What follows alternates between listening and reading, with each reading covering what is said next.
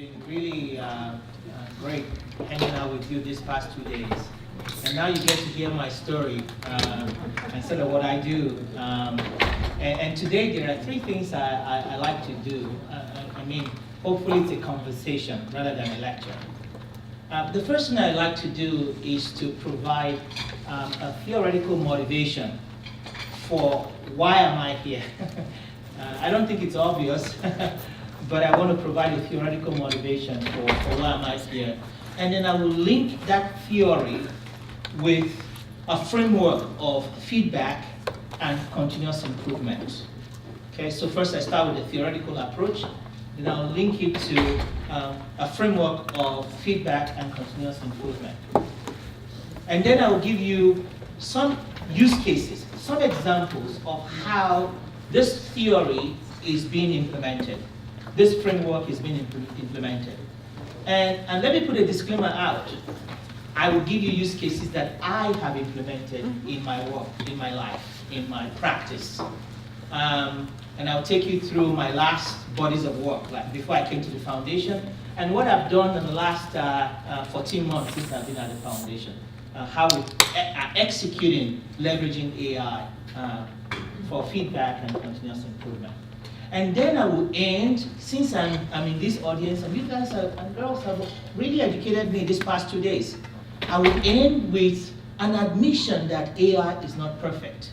All right? I will end with an admission that AI is not perfect, and I will put some examples of the things that we struggle with in AI to stimulate conversation amongst this crowd, this community, especially as we work with the community of practice, so that can foster collaboration. And then I take a bow. Sounds good? All right, very good.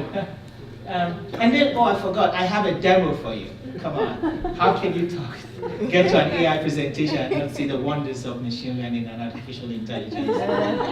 So I'm going to show you a demo. Now, I went on iStock Photo, and I was looking for a free image. But let me, so my presentations are very, very little text. I come from the Steve Jobs tradition, where we use a lot of pictures, and then we tell a story. So the story in this picture is the following. It's about human activity. It's about thinking. And now this is something that we do subconsciously. Some may even say this is what makes us human. That characteristic, that principle, that property of thinking. But it entails a lot. We do not stop to think. We just think. Now, we can break it down to cognitive human behavior. Some may even ascribe it to the property of intelligence. I will focus on thinking towards decision making. Okay? I will focus on thinking towards decision making. And that's going to thread through my whole presentation today. Decision making. Now, in this image, I lived 20 years in New York before moving to Seattle. And I was raised in Lagos, Nigeria. So this is very familiar, when you're about to cross an intersection. But there are so many things that you have to process. There are cars breezing from right to left. If you make a wrong choice, you get hit. And there are people standing right in front of you. So you've got to decide how you meander through the sea of people, how you avoid the cars, but then it's all about deciding when to cross. Are you with me so far? Yeah. We do this. All of us do this subconsciously. Again, if you're like me, you lived in New York or Lagos. Dave King just came back from Nigeria, so you know what I'm talking about, right? That's what we do. Now, why am I providing this parallel, this backdrop? There is a message here. Because that's what artificial intelligence tries to do. It's a branch of computer science that seeks to enable computers to mimic human cognitive behavior. That's it. So if you forget everything, remember crossing the road and making a decision on when to cross in the myriad of options that you have. That's AI.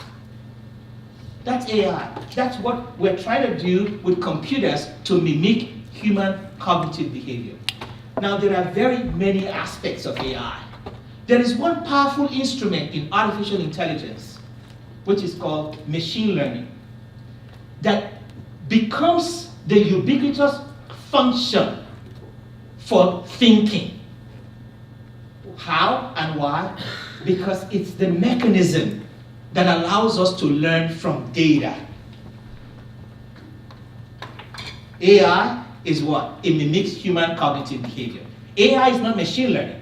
Machine learning is an apparatus that we use to learn from data. That combination is how we build smart systems. Now, I put on the board, because I used to teach many years ago, a parallel between AI and what we know in the human world, right? So you see on my left-hand side, the human cognitive behavior. Take one behavior like learning, right? The analogy in artificial intelligence is CNN, neural networks. We use that to learn from the data. I was practicing with my family yesterday. Yeah, I do that. I practice before I talk. But my kids did not understand. What do you mean learning, Daddy? I said, let us think about child language acquisition.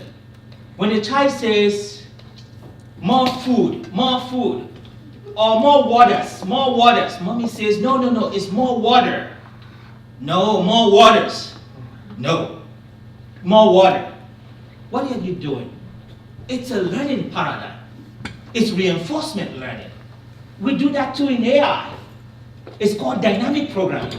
When we make shifts between how much data do we plan for today, do we plan for 1 week, do we plan for 3 weeks? That's reinforcement learning, right? I can go on and on and on, but you get the picture, right? Artificial intelligence is about what? Enabling computers to mimic human cognitive behavior.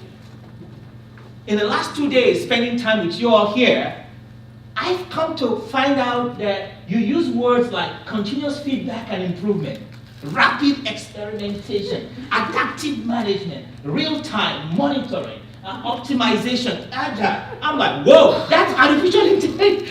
That's the methodology of what we do.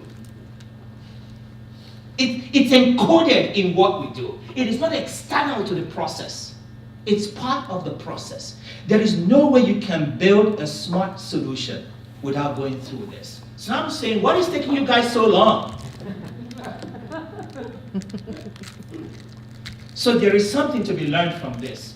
Earlier on, we talked about coming up with a framework that allows us to encode fast feedback and continuous improvement into your work, our work.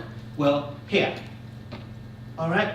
So let me now go through, before I give you some examples of how we are using this AI and machine learning to create solutions that encode feedback and continuous learning or continuous improvement, let me give you a few quotations. And because I'm also a student of history, so I like to go back to history, right?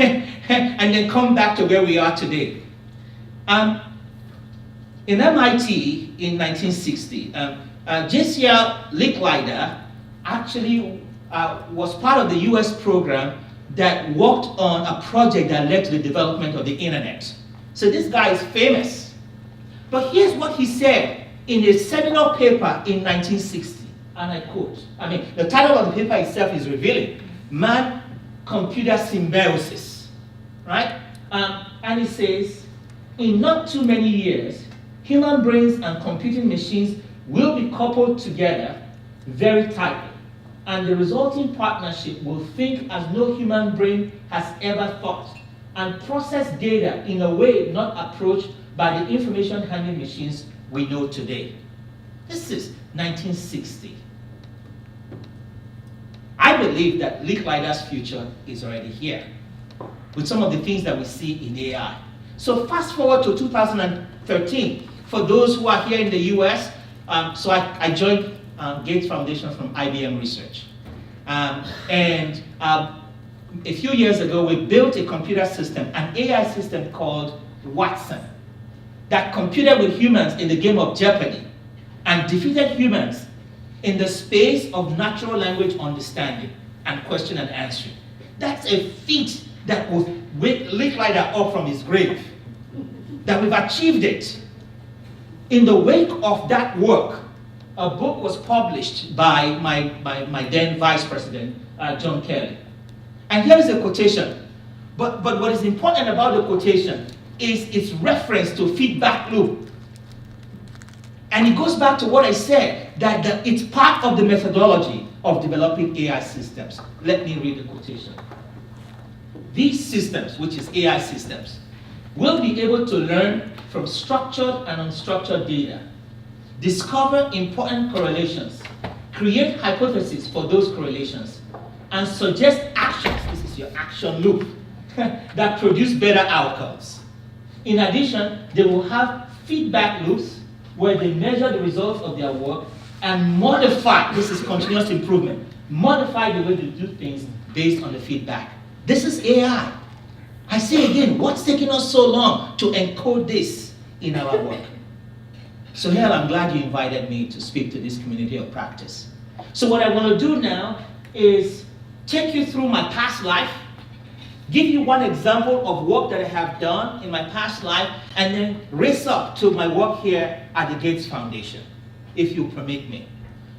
6 years ago, I had the honor of my life as a researcher to go and set up a global innovation lab in the continent of Africa, the first global innovation lab in Africa that is dedicated to applied and exploratory research in the area of cognitive AI.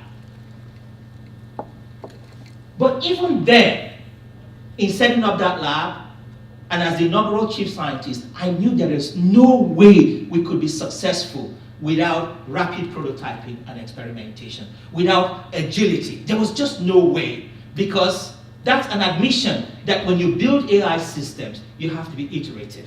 So let me take you through just a few examples, one example from the lab, and then I'll fast forward to the Gates organization. As everyone in this room is aware, Ebola, this dreaded disease, struck in 2014. Nasty. And there was panic all the way. Now, what did we do? We came into a situation in Sierra Leone, since it was well advertised and got a lot of press. We came into a situation in Sierra Leone where the CDC and the Red Cross were already sending out 1 million text messages every day to the community. 1 million text messages every day to the community. Why? Because health practitioners agree that information is one way to break the chain of transmission in the spread of Ebola. So the more people know in terms of best practices and good behavior, then they stop touching corpses of the dead. Just give them the information. One information is wash your hands with soap. So these messages were being sent into the community via text, SMS. But it was one way. And there was a problem. The messages, 1 million messages piped into Sierra Leone, were being sent in English. If you know Sierra Leone, nearly 60 to 70% of the population is illiterate. What was intended to help them was causing consternation, agitation. People were afraid that they were missing out on important information, and that was causing aggravation. They just could not consume the information. So not only is it linear, one way, but also it was misdirected because the medium of communication was not the right one. So we did some design thinking. We jumped in, and this is a lesson. You have to look before you leap and build AI solutions. So we looked, understood the situation, and realized right away that that's an opportunity for innovation. Two things we did. One, set up a platform that is bidirectional, a two-way system. Okay? And I'll tell you why that's important. It's important because oftentimes in the moments of crisis, We make assumptions about what people want. And the people who are affected are often neglected in the development of that solution. And that's why we did a two-way street. And it worked magically. It worked wonders. Let me give you one quick example. There's a lot of stigma, as you know, associated with Ebola. And so the ETUs, which is the Ebola Treatment Unit, is what the CDC and the World Health Organization relied on for accurate count of the burden of Ebola in certain places. But because of the stigma, a lot of people were not going to the ETUs. They were hiding in the dark. Well, when we set up our open system, this two-way system, what happened is the following. People will call in, they say, I know someone who has Ebola and has the following symptom. What should I do? Based on call data records, we were able to create a heat map. They never self-identified. They never said, it is me that has Ebola. But by calling in and giving us symptoms and us applying natural language understanding and text processing, guess what? We were able to create a heat map, a better estimation of the burden of Ebola, more than anyone could know, because we opened up a two-way system. I'll give you one more stat, and then I'll move on from this. We set up a call center. As I said earlier on, 60 to 70% speaks local languages. So we set up a center to create parallel corpora, okay, so that we have folks who are bilingual. But when you call at certain hours, what you get is our message. The message, the CDC message that says, wash your hands with soap, right? And all of the other proposals to folks. What we noticed is the following. That when the message is playing, at certain points, right after the caller hears, wash your hand with soap, you know what they do? They hang up. That's what we call abandonment in IVR world. Now, when we started to run analytics, what does this call abandonment mean? There's got to be something. Why do they always hang up after hearing this message?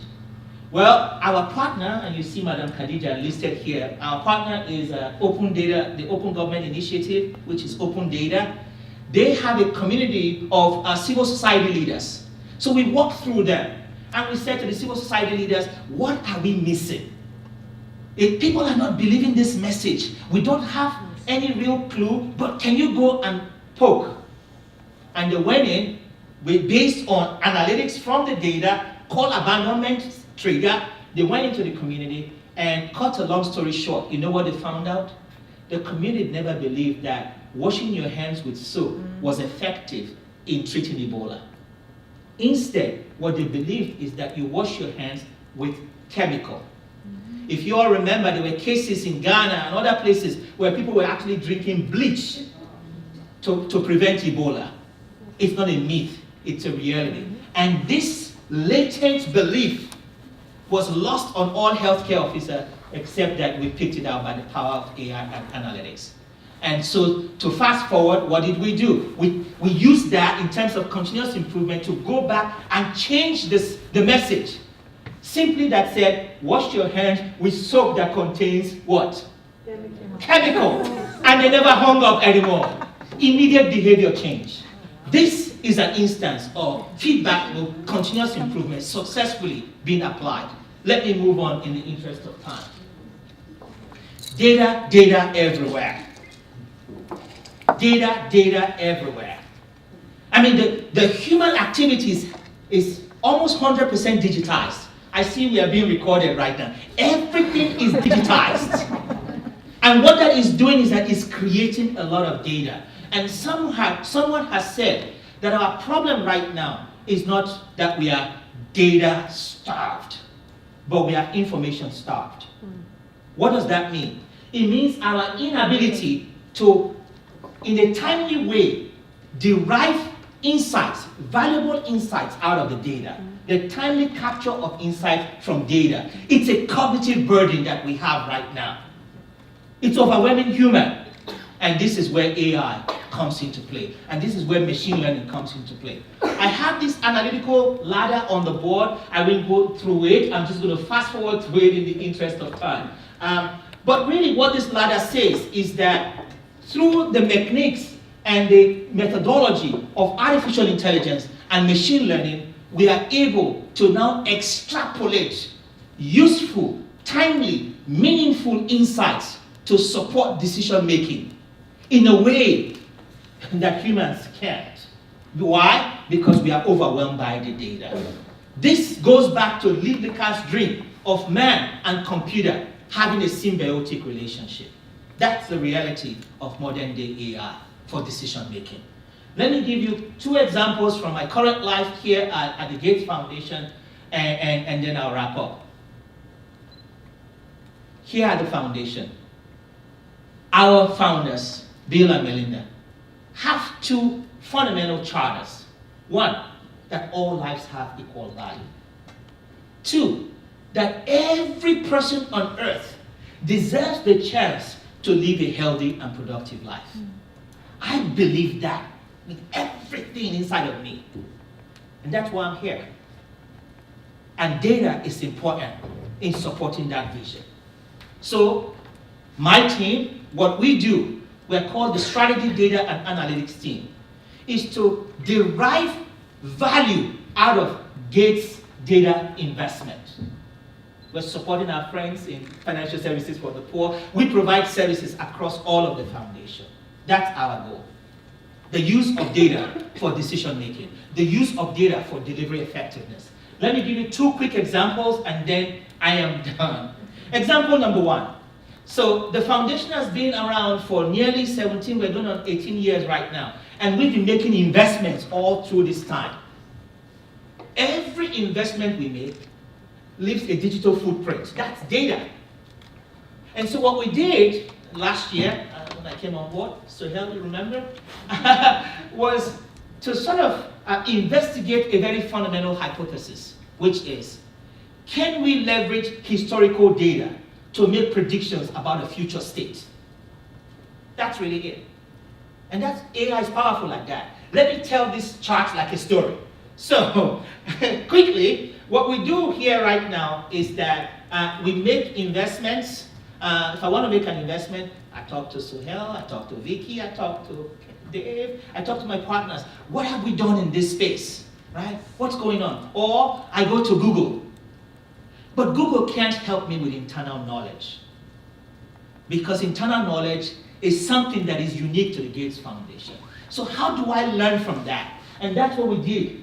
Taking all the grantees in here, remember you write a proposal narrative? We store that. So we run AI on that, simply to say, what can we learn from what we have done so that we don't replicate mistakes of the past? To summarize, what we took is, we took the investment data, took publicly available data, created what is called a probabilistic model. Simply what it does is that it ranks things based on an associative approach that says, given a combination of these properties, is a grant going to succeed or is it going to fail?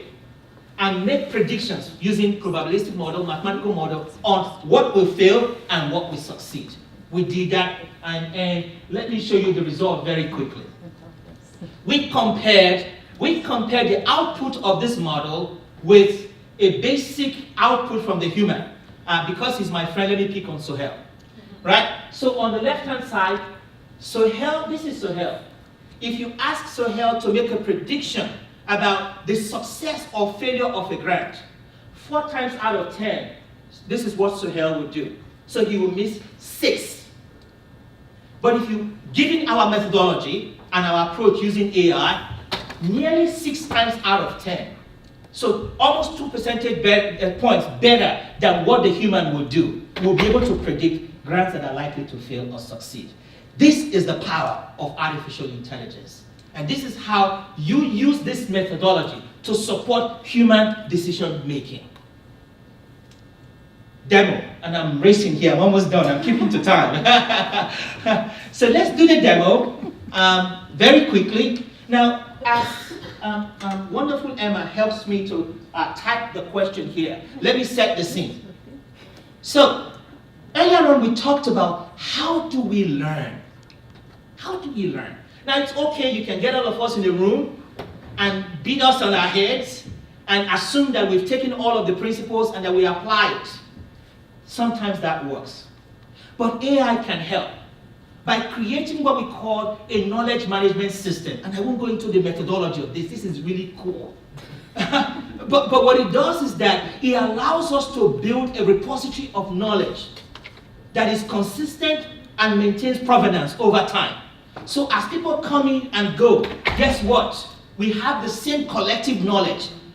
And that itself encodes feedback, continuous improvement. Let me show you how we build this system. If I'm passionate about this technology, it's because it works. It has problems. But Emma, hit the submit button and let's see what happens. Oh my. Voila! Voila! See, it works. So imagine I'm a program officer and the question was, what have we done on reproductive health in Zambia? You'll be amazed how difficult it is to answer that question sometimes. But through this AI system and through this repository, you get an answer. It tells you, here are the grants that we've already awarded in the past. Now, this is great. Before I ask Emma to hit the next one of just before you do that, Emma, let me show you how we use feedback and continuous improvement to refine this algorithm that powers this knowledge management. At the top, right here, it shows you what it understood. This is the power of NLU, natural language understanding, right? In this case, I sort of biased. I knew this was going to be right. I could have given it a bad sentence. But what did it do? It correctly understood that it's Zambia. It understood that we are finding grants relating to reproductive health care. But then here is the magic. It asked, did I understand you correctly? This is continuous improvement. This is feedback loop. This is us as practitioners recognizing that it is not perfect, that we need to continue to tune the model, and we need human feedback to create better models. So Emma, hit one button and then I wrap up. So basically, just scroll down, please. So see, it basically spits out a summary of what that grant is. And then the program officer can get the information just in time and help do what? Make effective decisions. Let's go into the next PowerPoint again, and then these are my concluding slide. So what I have done so far, I started with a theoretical outlook, right? I took what humans do subconsciously, right? This universe of thinking, human cognitive behavior, and I related it to what AI is. Hopefully you leave this room now saying, I know what AI is, right? Making decisions, thinking through subconsciously, right? Now, I gave you some examples of how it's been used, how we encode feedback and continuous improvement into the AI system. Great, I have told an elegant story. I think it's convincing, but there's a problem. This technology is not perfect. It has issues. So, for the next 2 to 5 minutes, let me take you through some difficult areas, aspects that AI struggles with. Click. This is the gap between data-driven decision-making and knowledge-driven decision-making. Let me give you an example. Spent 6 years in Kenya. Where's my Kenya first? Here. So we did an application in Kenya in ag, and it's in the agriculture space. What we wanted to identify is how do farmers make decisions on when to plant and what to plant. Very basic decision. Considering that there are seasonality issues right now with El Nino and La Nina, well, what they do is they do a lot of complicated stuff. They throw things in the air. They look at the onset of butterflies. There are a lot of data points that come together that make them predict that the rains are coming. How do you collect that kind of data? It's indigenous knowledge. It's a knowledge, it's latent. AI struggles with that. We make verbose claims, but we struggle with that. Now, this is where there is some work that is beginning to go on now about what we call transfer learning. I won't go into that, but we're trying to address that. But I'm admitting that there is a big gap between data-driven knowledge decisions and human-driven knowledge decisions. They are separate, they are different. The use of data has limitations. One limitation is the issue of data quality. This is so true in the healthcare space. Fundamental data quality doesn't exist. When you collect data at the facility, you know the situation. It's very poor. When you use survey data, which one do you believe? DHS has issues. So how do you make estimations in terms of coverage? It's difficult. So the data is itself troublesome. We need to augment that with human knowledge. But how do we extrapolate and collect human knowledge? It's still a challenge. Let me give you the final example. This is me admitting that I'm not selling you pie in the sky here. As practitioners, we know that there are issues in this space. The final example is something that I'm also very excited about because I'm going to be making investments in this space. And it comes from after spending nearly 20 years in the commercial space and now working in the development space. I have understood a mismatch between what we call the commercial data value chain and the development data value chain. I won't go into that, but there is a mismatch. What is important is that when you run AI to derive analytical insights, you cannot take it on its face value. Why? Because everyone knows that correlations do not trigger causation. It's a standard fallacy in AI, along with other issues that we have. Therefore, what we must do is to begin to find ways to encode context in us accepting analytical output. And I want to give credit to my colleagues in the India office. Priya is here. You see how I learned? It started from our conversation. I was in the India office and it started to challenge us. I said, this analytics, and I've encoded it into a theory and we'll be making investments into it. This is why you bring researchers into the Gates Foundation, right? Essentially, what we want to do, therefore, is that human decision making cannot be based solely on data. We need context and estimations of cost effectiveness to weigh the impact of that analytical output before we make a decision based on it. And Dave, I have to tell you that we are encoding this in the work on FSP in Nigeria. With that, I want to thank you for being myself. I want to take questions.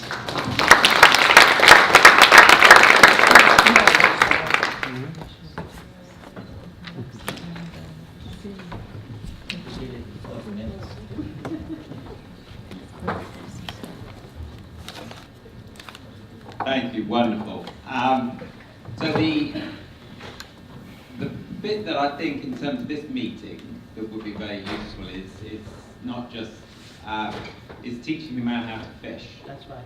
Okay, so it's good that the capability around, but actually what we'd like is to democratize that capability. So I think in my view, I'll just give a view, is that we're still using very much standard parametric techniques. There is it's easy to collect data. It's more difficult to have a data pipeline when you're getting into big data. People get swamped. Somebody said it's like grains of sand on a beach. I had that quote last week. So I think actually what we need to do is understand how to teach people to do successful data pipelines and structured data. And then, of course, machine learning techniques as well to make those more accessible. So I think it's fabulous, and it's a very complementary kind of approach to the sorts of things we've been talking about. Yeah. But I think you've got to teach people how to fish. I agree 100%. And we're starting with Nigeria and India, obviously, to address that in the realm of capacity building around data science. Even universities right now, there's a mismatch between what they teach and what I just talked about. The Gates organization, we recognize that. My team is making investments in that, and I'm looking at Sohail saying we got a partner in this. So it's in the area of capacity building. What we're doing is that we are strategically setting up what we call data labs, anchored within governments or bureaus of statistics to begin to address this gap that you talked about. It's going to be a long journey. We recognize that the gap is there, and we're slowly beginning to start that journey. And the data pipeline bit is critical. Yes. So I've done sensors over the year, and I can collect gigabytes worth of data. And I've tried to stop other people doing it because they get swamped and so you just end up with data, no information, no insight. That's right. And people miss out how difficult it is to do that once you've really got structuring data in order to analyze it. Pressing a button to do the analysis is the easier bit. Agreed. 100%. It's a tall order, but that's what we are working on.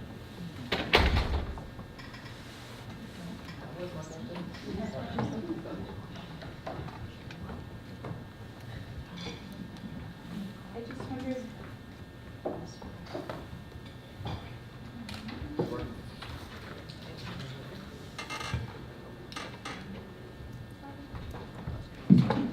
Thank you.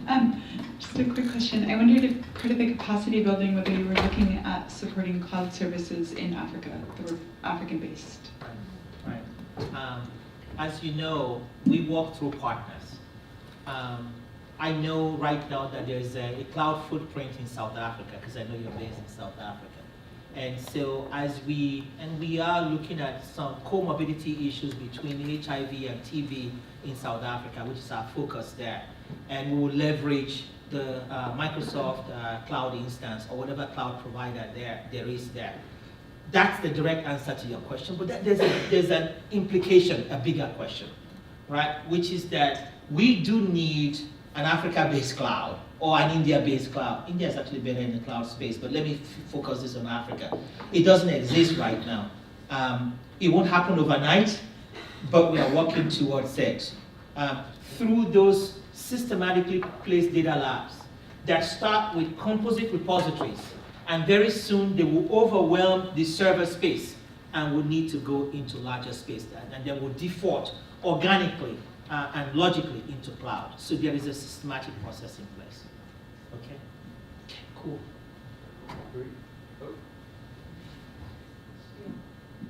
Hello? Okay, cool. Uyi, just two thoughts. Well, three thoughts. One, thanks for the shout out for FSP, always appreciated. The next part is, I was really struck by what you were talking about today, and actually what Richard has been talking about yesterday as well, in the sense that this whole concept of being really iterative and like rapid feedback, it's the DNA of what you guys do. Yep. Right? And when I think about the conversations that we've been having here as this community practice, I would encourage us to think about how do we not think of this as a bolt-on or an add-on, but actually embed it as a DNA of what we do. So I just really wanted to highlight that thought. Yes. The second thought is, I just want to challenge a little bit, because that's the fun part, challenge a little bit about the point that data, we have so much data. I think there's an imbalance in the type of data that's available. And if I think about one of the startups that we're working with through one of our grantees, it's an amazingly cool startup called Smile Identity. And what they do is try to do KYC or know your customer requirements using facial recognition and using the smile, Yep. right? And the smile is actually not just because it's fun, but it can actually show proof of life, right? So there's an actual rationale for it. The issue there, though, is that they train their algorithms on white faces in the US. Yep. And you know all the MIT research, there are just like a dearth of brown faces and just non-white faces out there.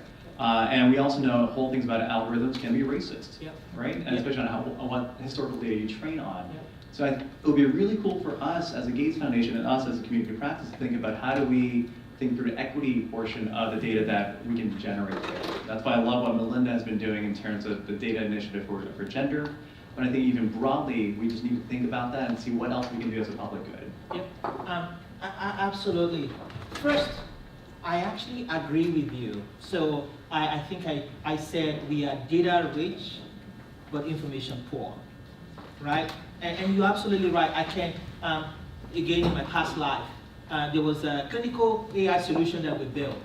So your point about over-instrumentation, there were, I think, 5 million data points that were collected through instrumentation. It's overwhelming. And they were, I would say 95% of those data points were useless. But it's data, and that's exactly the point. And I said, we have over-instrumented our society. So now the cognitive burden is, how do we separate fact from fiction? And that's where AI comes in. So I actually agree with you 100%. And then your second point is that splendid. Anyone who cares, I just finished a paper, I think it's called part of the AI Global Summit, which was sponsored by the ITU United Nations. And in there, I talked about this concept of cognitive bias. See, now I'm no longer in the commercial world. I'm like a magician who's left the magic world. I can tell all the secrets. So in that short paper, I admitted cognitive bias. And I pointed out that if we do not take care of it, we exacerbate the divide. So I've admitted to that. Yeah, cool, very cool.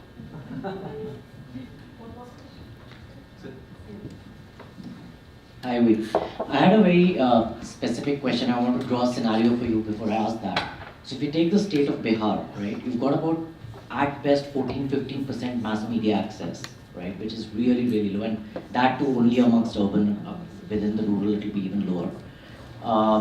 The health workers are reaching about 25 to 30% of the women.